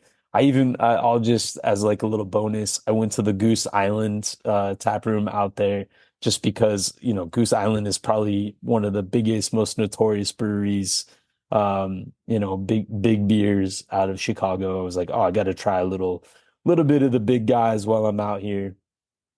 Great beer, man. I had like a session IPA out there. I tried a couple of different beers. I had like a crazy barrel aged beer. Obviously, uh Goose Island has their big barrel aged program. It's like, yeah, I was like, oh, I gotta try some of that barrel aged stuff on tap. And Yeah. it was, man, outstanding. Absolutely outstanding. So yeah, if you're in Chicago and you love beer, you have like a spoil of riches. So many great choices out there. So shout out to the whole Chicago beer scene out there. But definitely like micro, if you're like, hey, I only have time I only have like a couple of hours and I have to narrow it down to like what's like the best or the top two, microphone and dovetail. They're not necessarily close, but man, you're in for even if you go for one. If you want like IPAs, sours, and stouts, go for microphone. If you want some really good traditional German beer, dovetail. Just Yeah, yeah. But yeah, man. that's awesome. I do want to shout out one more brewery I don't think you got to go to in the Chicago area, but that is Revolution Brewing. I did. That's I went. Yeah. Oh, you did. Okay. But talk to him. Talk about it. I just want to shout out Doug Velke, the head brewer there, and also known as the beer aficionado on Instagram. And you've probably seen his Instagrams, you've probably seen his TikToks. That dude is freaking hilarious. I interact with him a lot because I love his videos, so I always have something to say about his videos. A lot of them are very relevant. Him and I have the same uh uh humor when it comes to the whole the you know India Pale Lager versus cold IPA shenanigans in the brewing industry, and he's just awesome. And I've had one beer from Revolution Brewing, uh, but I love what he's doing. He just does a lot of fun stuff, and he's really good at marketing and obviously being a social media influencer. And uh, it's one of those go to along with Microphone Brewing. I think is those are the two that I think of when I think of Chicago. Oh, is that But wait, is that how you pronounce it? Microphone? I don't know, microphone, Yeah, Mike. Okay. tomato, tomato. Yeah, It's what? two No, K's, hey, right? it's only The two one. K's. It's Is only it one? one I don't know. because Mike, aside from obviously being, short for Michael, that was like the original abbreviation for microphone. Yeah, I think it is microphone because I want to say, isn't the owner's name Mike as well? Like, I I think, assumed as much, but yeah, I didn't have a chance to meet him. But dude, that's cool. yeah, That's cool. You could shout be. out Revolution because I did go there. The beer was great. It was a bit late in the day for me, so I was only able to try one beer when I was there. I had a Nitro Irish Stout. The place is massive. It takes up like Yeah, half a block. It's it's a big brewery. beautiful, big and beautiful in there. Um, they have all the kettles and the tanks like just kind of like take up a massive part of the floor space, and they have this big, beautiful American flag hanging over there. And just tons and tons and tons of seating space. I could tell it's like a super popular place with the amount Yeah, of, seating that they have to accommodate customers. And yeah, the staff was super friendly. A great looking menu. They had like a little bit of everything to offer. I'm a sucker for nitro beer. Anytime I see like a nitro beer on tap, I'm gonna try it. So that's what I went for. I only had time for one beer there, so I went for the nitro Irish Stout. It was excellent. Everything you'd want in a nitro stout, and they had some music going, and there was like a bunch of just people from all over the world there.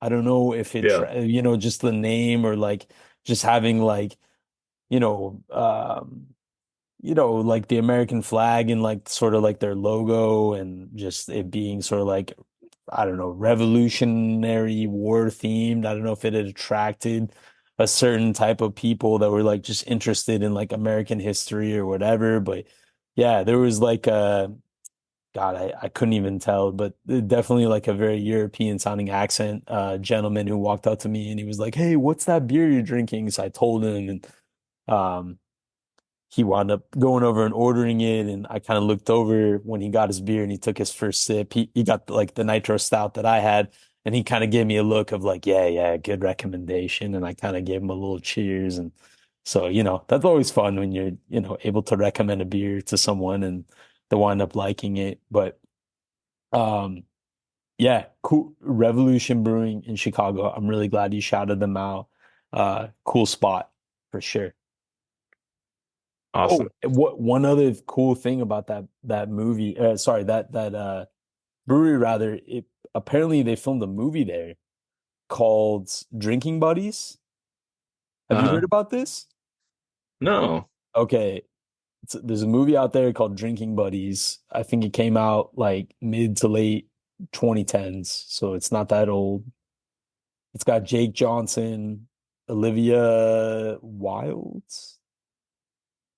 Anyway, some recognizable people, and apparently Yeah, it's yeah, about working at a brewery, and they filmed it at Revolution Brewing. I don't know if they changed the name of the brewery, but yeah.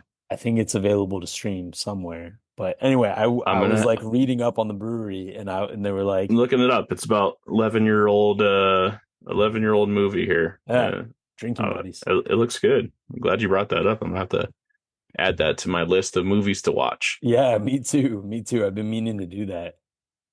So first Bob Marley, and then I think I'll partake in that one. Yeah. That's pretty cool. But yeah, I think that brewery is really cool. I love following Doug on Instagram. Beer Aficionado. If you guys aren't following him, follow him. He's got, I don't know, 80,000 followers or something like that. He's in the big time, you know. But I love his he does this skit where and I think it's great because he probably at some point wanted to be some kind of comedic actor, but he plays two different roles in the skit. So he's the marketer for the brewery, and then he's also the brewer. And it's always like the marketer, like he has this like suit jacket on and he wears a ball cap, and he's like the brewer comes in, knocks at the knock at the door, and he'll be like, come on in baby, what do you got? And the brewer would be like, well, I'm thinking about making a cold IPA or whatever I'm gonna make. And the marketers goes, that sounds phenomenal. It sounds phenomenal. Yeah, baby. Yeah. But what if we just threw like 12 pounds of fruity pebbles in there and just went, wow, like it's so funny to watch these skits because it's Yeah. like, man, I wonder if he's speaking from experience because it's just, Oh, it's gotta it's so be. real. Like I love watching him on Instagram and all these things. I'd love to have him on the podcast one of these days. So maybe we'll make that happen because he's a lot of fun. Yeah, dude. Definitely somebody cool to pick their brain We should go do a little Chicago brewery crawl out there and then go, yeah, go hang and out with. have some beef dip sandwiches. Yes, sir. Yeah, have some Italian People always talk beef. about Chicago and having deep dish pizza, but I am a pizza snob and I like my crust thin, not to offend the people of Chicago, but people don't realize that Chicago's more famous for those Italian beef sandwiches versus the deep dish pizza. Oh yeah. So I am a big Italian beef aficionado, if you will, and I love it. Double dipped, hot and sweet peppers. That's my go-to right there. You got to go hot and sweet, and I did exactly that over at Mr. Beef, the original Mr. Beef, Yeah, the inspiration for the you got to bear. know. You got to know what you want before you order, or else they'll kick your ass out. Yeah, yeah, and it's cash Cash only. only. Cash Yep. only. No, but honestly, the guys are really sweet in there, and yeah, it was definitely like I could see how it's the inspiration for the bear. Like Yeah. they were really cool, and dude, the chemistry between the workers, man, was really impressive in there. They're like Yeah. throwing stuff to each other, like the communication and everything, man. Like, and it was really Now, busy too, and they didn't. did you eat it there, like on the counter? So no, I went into the back. I went into the back Okay. at the family style table, and if you've seen the Mm. bear, it's yeah, it's like I think Yeah, it's it's lit featured in the from first. Shameless. Right. But but in the Mm. first episode, because they filmed the first episode at the actual location, and then I was reading up on Yeah. it, and then they built a sound stage because obviously they didn't want to like shut the restaurant down to Right. film. So yeah, there's like a table, like a family style table in the back, which was like featured in the show. So I ate there with a bunch of other people that were like me, that were like, "Oh my God," like geeking out, about being the the inspiration for the for the bear.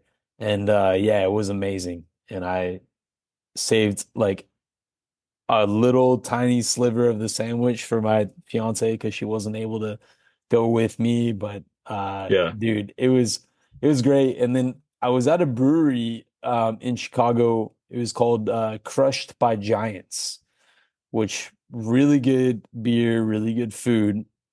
And I started talking to some of the locals, and it was I talked to this really nice couple that were from Texas, but they moved out. I didn't catch where in Texas they were from, but they had moved out to Chicago for work, and they were both beer lovers. And so we were talking about beer, and they were like, "Yeah, hey, we've been out here for a couple months, and we haven't even been able to hit all the breweries, but we've been trying to hit a bunch of different places." But they're like, "Hey, if you want, obviously, Chicago, it's known for pizza. If you want to go for good beer, but also just the best pizza you can get at a brewery in Chicago, there's a place called Peace, spelled Piece, Peace. So not like peace sign peace, but like piece of pizza. Yeah. They're like, that's the best pizza that you can get at a brewery in Chicago. And I went, and it's not deep dish style. It's not deep dish Chicago style. It's New Haven style. So it's like very thin. So kind of what you like. So yeah.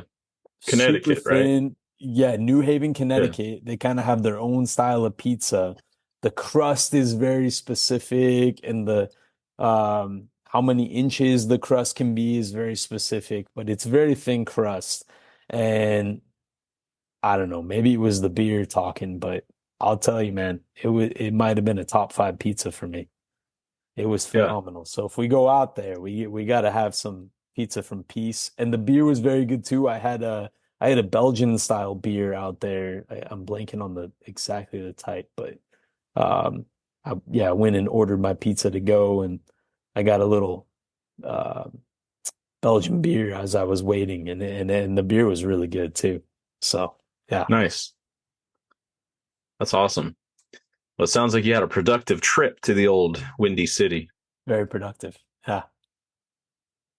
I feel like I don't know. I feel like our ladies just put up with us because any type of trip that we go on, there always some ends up being some kind of craft beer involved.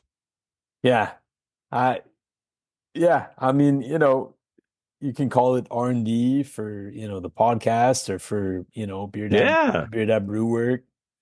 Write it off Um, on your taxes. Even though we don't make any money, let's just write it off. right. We have an excuse. Yeah, I'm sure IRS is listening, like, uh-huh, sure, boys. right. Yeah. Yeah. Yeah. Yeah. But Uh, it's funny because, everywhere I go, I try to work that angle. Believe it or not, last night we were at the Disneyland for the Star Wars thing, and um, they had the beer and wine slash beer festival going on at California Adventure.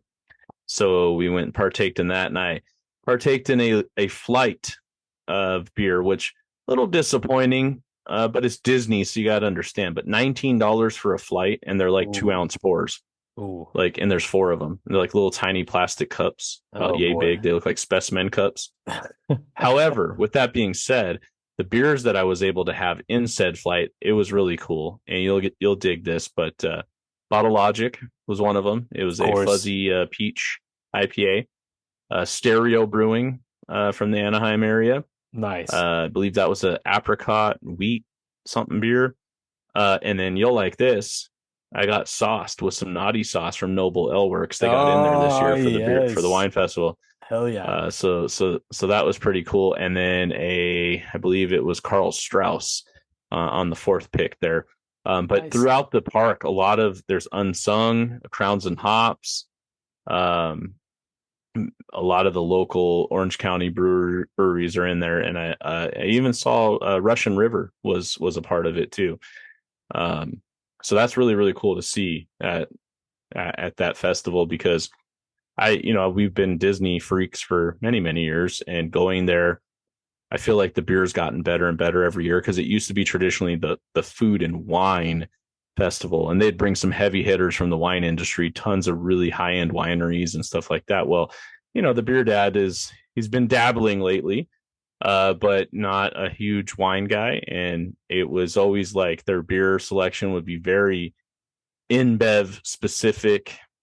And then slowly but surely you started seeing some independent craft breweries in there, and it's really cool to see the locals, especially Crowns and Hops. Like that's really cool because Yeah. they're So, local brew. Actually, I'm glad I brought that up because it just bing in my mind. Huge news as of today, 4/19/2024, in the craft beer industry.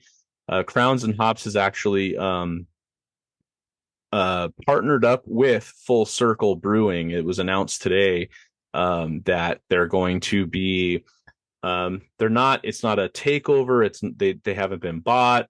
It's a partnership to basically where Crowns and Hops is going to help Full Circle expand in the Los Angeles area, and Full Circle is going to help Crowns and Hops expand into the Central California and Northern California. Because for those that you don't know, Full Circle owns um, the Big Daddy IPA company out in San Francisco. So they're in the Bay Area, they're in Fresno, they're huge.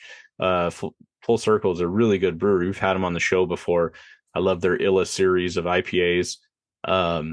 So yeah, they've partnered with Crowns and Hops as of today. It was a big announcement today in the craft beer industry, and I think that's really cool.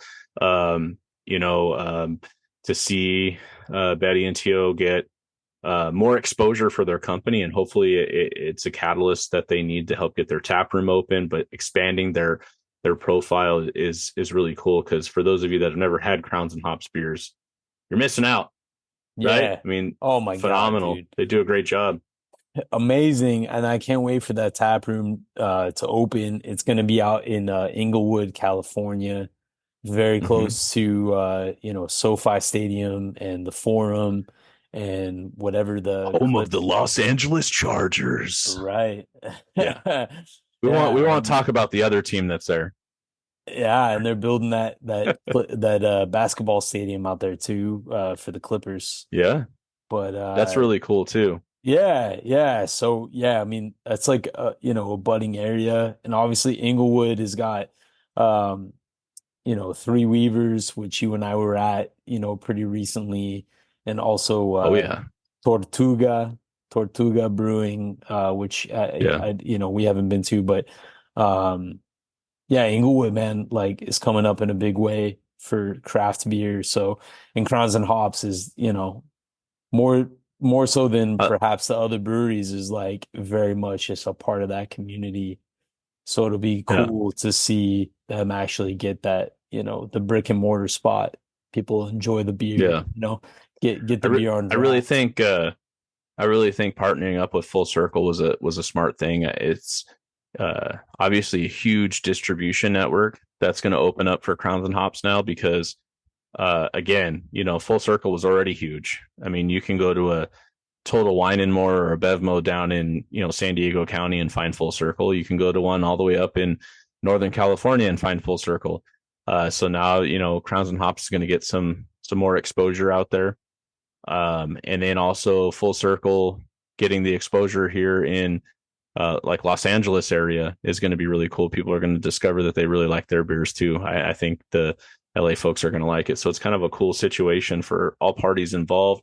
Um, I've liked Full Circle since the first day I ever tried them on a summer vacation up to Shaver Lake, and I was able to find a beer called Illa Vanilla, and it was a vanilla IPA, and it was just wild, probably much like that marshmallow IPA you just had. Yeah. And the whole Illa series has been wild. Several different flavors of Illa that they've had, uh, and a lot of good sours, like some good lagers. I mean, they do a really good job. So if you haven't checked out Full Circle, check them out. But shout out to Crowns and Hops. I'm really happy for you guys. That's some big news for all considered, and it's good news for craft beer fans. So I was already sipping on some hazy double IPA from Mason Ale Works. This is called Checkerboard Silver. It's got Galaxy Centennial and El Dorado hops. It's decent. Yeah. And Mason is out in San Diego? San Diego. San Diego. Yes. Yeah. The Whales V. That indeed the Wells V. So I have this last beer of mine. This is more so a science experiment, but along the lines of this whole 420 episode, because oh well, we'll get into it. This beer is older. Like if it in beer years, like it's probably my age. I mean it's not that old, but I've had it in the back of the fridge, and I save it. And there's certain beers, I don't know why I do this. I could just save the label, but I save certain beers because I drank it before. I've had it. Um, but I really like this beer because it's one of my favorite collabs that ever happened between two San Diego breweries that are near and dear to my heart. With the flagship being Belching Beaver, along with Karl Strauss. So two breweries that are near and dear to my heart because of peanut butter milk stout and peanut butter cup porter. So they make very similar beers that I like. Obviously the porter a little bit on the lighter side, but full of flavor. But the cool thing is bringing Paul Segura and Troy Smith together, which are the two main brewers. Troy from Belching Beaver and Paul from Karl Strauss, which I just got to see Paul get a huge award at the award ceremony down in San Diego for the San Diego Beer News. But it's cool. This can is perfect for the 420 episode. It is High Expectations Hazy IPA, and on the can art, there's Troy and Paul partaking, if you will. There's a lot of smoke going on that you can see in the can art around, like a little smoke cloud going on. But it's just a cool collab. But I'll read a little thing here that says it's High Expectations Hazy IPA. And it says, it's a pleasure to bring you a High Expectations Hazy IPA from Paul Segura, from Karl Strauss, and myself, Troy Smith from Belching Beaver. Paul and I share a mutual appreciation of two things: brewing amazing beer and listening to epic music. Paul's an accomplished musician, by the way. But we at Belching Beaver are super excited to bring you this delicious work of brewing artistry. So this is a 4-year-old beer. I'm not going to sugarcoat it. It's probably going to suck. But for science and for the fact that this is the 420 episode, I felt compelled to have this beer on this episode. And again, it's 4 years old. I'm not expecting a whole lot going on here. But cheers to our friends at Belching Beaver and Karl Strauss. Yeah, for sure. Hey, have you tried this beer like fresher? Oh yeah, yeah, yeah. right. Okay, I mean, okay. when I bought it, I had it. Yeah, oh yeah. Got it. Okay.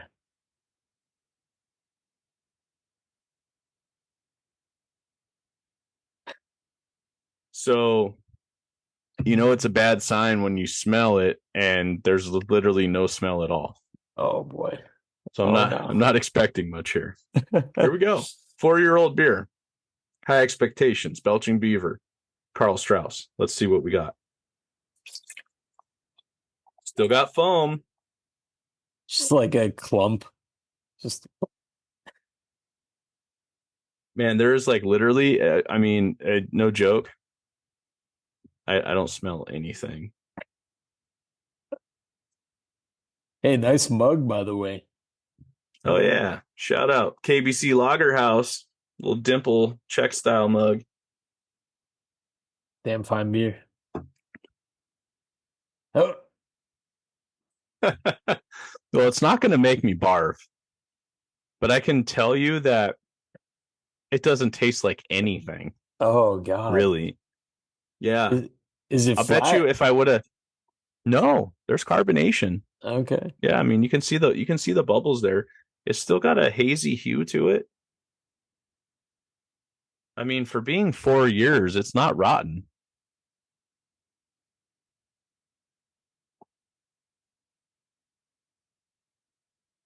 Yeah, it's weird.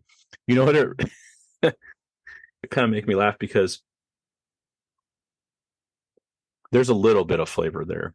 But it's really it's easy drinking. And I know the original, the when it was fresh, not that it wasn't easy drinking, but obviously much more flavor going on. 6.7%, so a lighter on the hazy IPA. But what's funny about this is uh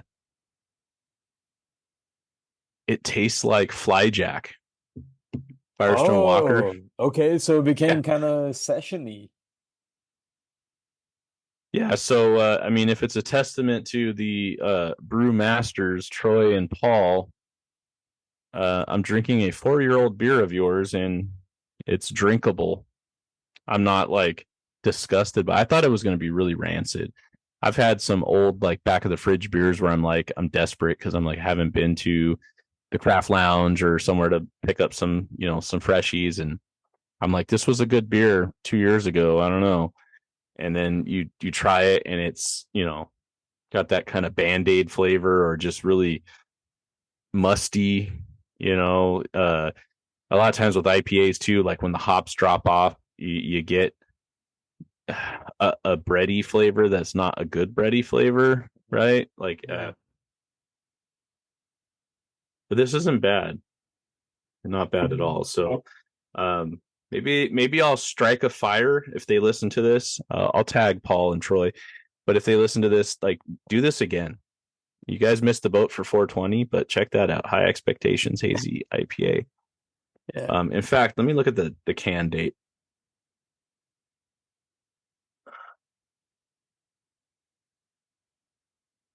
August of 20.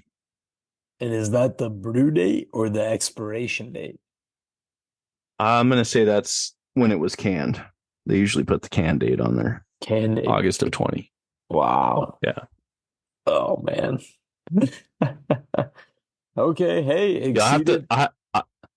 I'll have to look at my old socials to see like when I first got this can. Um and I can't remember, something was going on when I got this can and I can't remember what it was, but um yeah, that's an old beer. Super old beer. Damn. Well, But at least it it's high wasn't expectations and it's 420, right? I mean, I'm exactly. just saying, if I was a pothead and I found like, I'm moving and I'm going through some boxes and I find one of my boxes from college and it's, been 10, 12 years since I've been to college and there's a stash of weed in there, I might smoke it. Yeah. Just saying, Yeah. you know? So here, cheers to the back of the refrigerator beers. Sometimes you stumble across something that's not too bad, and this ain't too bad. It's crazy though. I think that's. I don't think I've drank a beer this old. I don't know. I mean, other than aged beers, that's different. But Right. yeah, definitely not an IPA. Yeah. You unintentionally aged it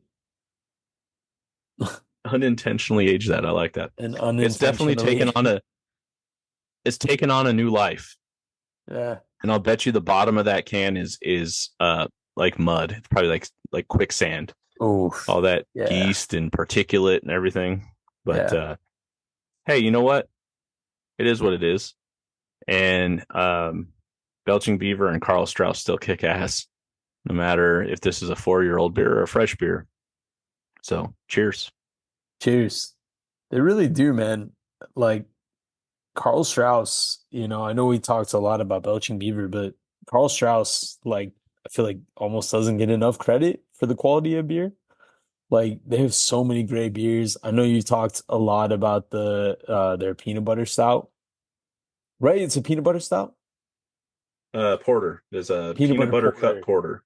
peanut butter cup porter, and you very kindly brought me a crowler of that one time, and oh my God, was that good? Um, Yep. they have so many great beers, man. Yeah, like the Red Trolley Red, I think is what it's called. Very Yeah, and famous beer. I know, you as a big Disneyland guy, obviously, enjoy Carl Strauss a lot because, Carl Strauss is almost like the unofficial beer of California Adventure, which is like the Yep. secondary park of, Disneyland. Um, But yeah, that's cool. And like, yeah, and now that I just mentioned Disneyland, I was thinking earlier when you were talking, it's cool about Disneyland. Like, they really have expanded like their craft beer selections. And what I love too is like, just like with the churros, how like every different section of the park or parks you go into has a different churro. Um, Hmm. there's almost the same thing with beer. Like there's different areas of California because obviously Disneyland doesn't have alcohol with the exception of that one club, I guess, which I've never been into. Club You know what I'm 33. talking about? Club 33. Okay. Yeah. Well, Uh actually, they've actually added beer to some of the restaurants in Disneyland, but you can only get it damn. in the restaurant. Yeah. So like the Walt Blue Disney. Bayou, I believe, has beer. Oh Um, yeah, okay. the restaurant that is attached to Blue Bayou, but it's indoor seating, I think they have beer there too. So different sit down restaurants, I believe you can get beer. And then of course Oga's Cantina in Galaxy's Edge, you Right. can get beer too.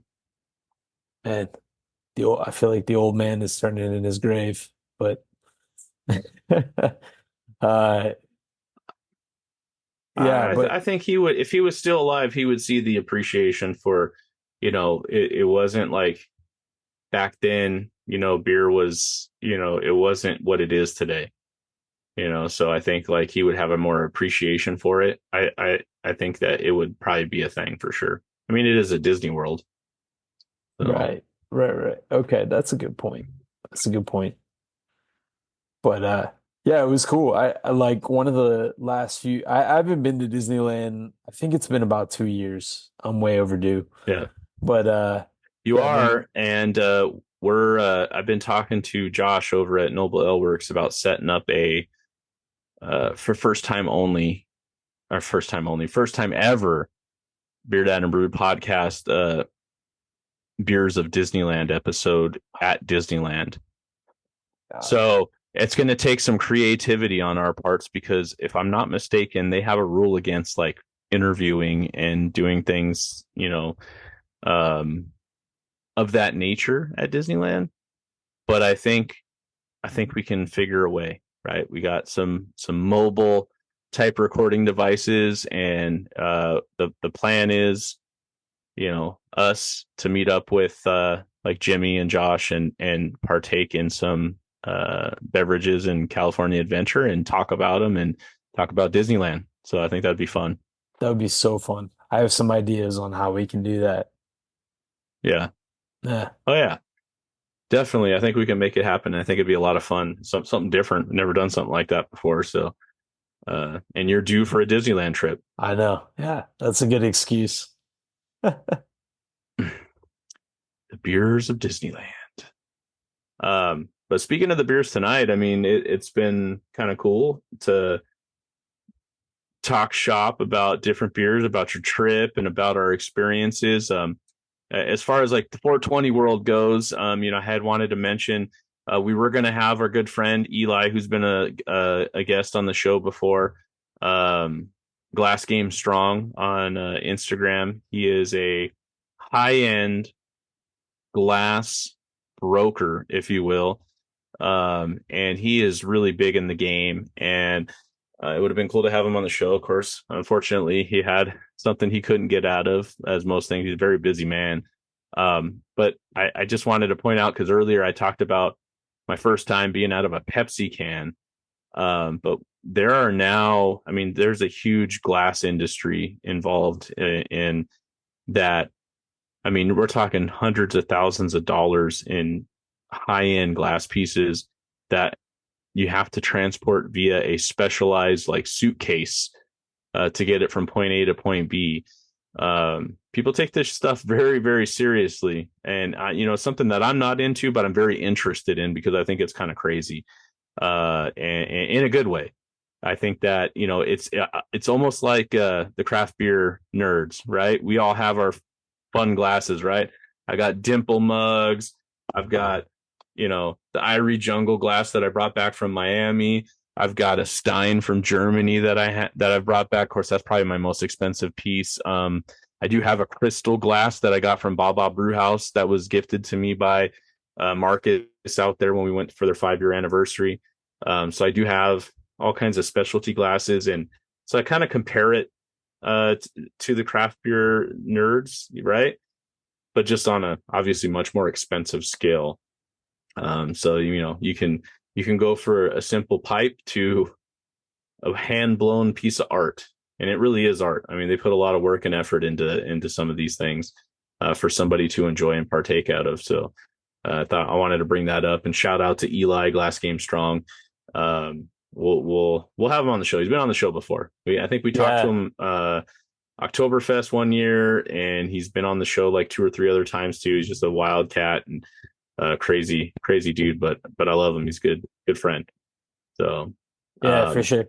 I love his appearances on the show. He's always fun to hear from. I he's very appreciate hype. Like yeah, he's very I excited. I appreciate his perspective. Yeah, he's always got some good stuff to say. So yeah, hopefully we can have him on soon. And yeah, this would have been a Yeah. great one to have him on, but we'll have him on soon, if not for the So next 420.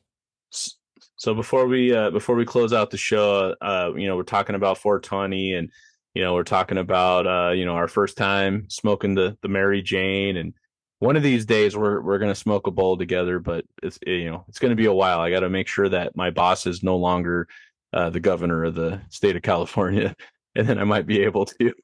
Um, but we'll talk about Munchies. I wanted to bring that up because I wrote this down and I wanted to talk about it. So, what is your go-to munchie meal, if you will, on one of those days where you have partaken in the devil's lettuce and you need something to satisfy that hunger? Yeah. What's your go-to? Okay, I'm gonna give you like a snack and I'm gonna give you a meal. Snack would be goldfish. I love goldfish. And the meal would be like a burger and fries. Like a just Okay, like the biggest a bird, like as greasy, big as your sloppy. greasy, big as your head, and you're just like, yeah, Okay, mash it in there with some fries. So what about you? so snack wise, I very similar. Cheez-Its, man. Yeah. Uh, Okay. and I probably could get down with some goldfish. I really like Cheez-Its. I would say that it would have been more dangerous if when I was partaking as a teenager, right? It's been many years. But I liked the burnt Cheez-Its, and I'd always pick them out of the bag. But now they actually have a whole entire box you can buy, the burnt ones. Yeah. And I'm like, oh man, I'd be all over that back then. And because I could crush a whole box, and then you get down to the like my favorite part, and I might actually tell them they need to make this, but I like it when they're all like crunched up into crumbs and you get all that salt and crumbs down at the bottom. That's Yeah. the shit right there. That right there, that's when you know you've had a little too much on the bong rip.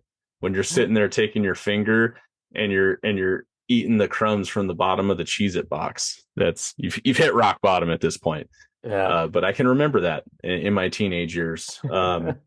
Meal wise, I think anything comfort food wise, so burgers and fries, definitely good. I can remember a couple times going to Panda Express and getting Chinese food because it really, it sits really heavy. It's comforting. It's warm. But yeah, the greasier, the better. And then of course the old standby growing up in San Diego, Alberto's taco shop. Go there and get a honking big carne asada burrito and some rolled tacos on the side. Most of the time that would just about kill you food wise, but when you had those munchies, that definitely hit the spot. And we had one that was on a street corner, Mira Mesa Boulevard, and God, I want to say it was like Westmore or something. I can't remember that cross street. It was right across the street from Target, but right on the corner. It's no longer there anymore, but it was 24 hours taco shop. So no matter what time of day, you could get down there, and there was no indoors. It was only outdoors. So they had like the little window you'd go order, and you'd sit down at like park benches in the front of the restaurant. And yeah, there were some many teenage nights spent at the old Alberto's with the munchies, 12 midnight. And you're like, I gotta have that carne asada burrito. Um, but yeah, for sure. But for sure on the snacks though, Cheez-Its were, I think, one of my go-tos. And there's different like nacho cheese Doritos and stuff like that would always sound good, but Yeah. I always like I was the Cheez-Its man. Not so much. I know a lot of people like to joke and say Funyuns. Yeah, Funyuns are the shit. I really got into those things. I don't like the flavor. So Yeah. There's something like so stonery about Funyuns, but dude, it's funny you bring up Mexican food because, if you're listening to this, if if you're a friend or family of BeerDad, he's a Mexican food aficionado. It's so funny like every time we hang out, I'm like, "Hey, where are we gonna eat?" And you're like, "Oh, I know of a good Mexican joint like down the street from here." Oh man, when I was pulling into the parking lot, did you see that Mexican joint over there? That looks so good. We should try that out. I'm like, all right. So every time it, we get together, I know we're gonna have some good Mexican food. So I look forward to it's that. And yeah, I wish we could have had some tonight. I know we're not in person, but next one or sometime soon we'll be in person and we'll have some good hell yeah. Mexican food and some good beer. That's what happens when you hang out with us. Homegrown San Diegan is the Mexican food's usually on point because we have the best, and so I usually know where all the great places are. I don't want to discredit you, Los Angeles folks, but San Diego's got some great Mexican food. Yeah. And Mexican food anywhere in SoCal's good, but everyone's got their specialty. But yeah, definitely, it's got a big place in my heart because that's what I grew up with. So, but yeah, no, we talked Munchies. We talked about our first time. Shout out to all the potheads out there, all you 420 fools. Light those fatties up. Enjoy your holiday. Unfortunately, the beer dad can't partake with you, but I'll be there in spirit, and I'll drink some Enjoy by 420 from Stone Brewing, just so I can say I was a part of it. But we definitely appreciate you. We appreciate all our listeners, and stay tuned for more to come from the BeerDad and Brew podcast. Yeah, and that's it. Cheers, everybody. And I think it's time that we get Grandma's ass out here, and I think Grandma needs to take a couple hits off the old bong. I want to see some bong rips with Grandma. Get her on there. She already has been, man. She's been smoking all that smoke that's been coming through here. That's been her. She's a wild animal. You thought she liked beer? Turns out, no, she likes Yeah, weed. She likes weed. she She likes does. beer, but she loves weed. Yeah, she likes it. All right. Cheers, everybody. Hey, Grandma. Ashtray, you little bitch ass motherfucker. Come over here and give your grandma a hug. Ah, that's my. You been wearing them Jimmy hats like grandma gave you? Yes, ma'am. How are you? Oh, my old stinky ass is fine, except for my arthritis in my trigger finger. But I can still stick and move. I bet you can. That beating the police give me didn't slow me down a bit. Come on, motherfucker. Give me your best shot. Oh, what is the malted liquor? What gets you drunk or quicker? What comes in bottles or in cans? Beer! Can't get enough of it. Beer! How we really love it. Beer! Makes me think I'm a man. Beer! I could kiss and hug it, but I'd rather chug it. Beer! Let my belly out to here. Beer! I could not refuse it. Beer! I could really use a beer. Beer! I can't remember how much I have had. I drank a 12-pack with my dad.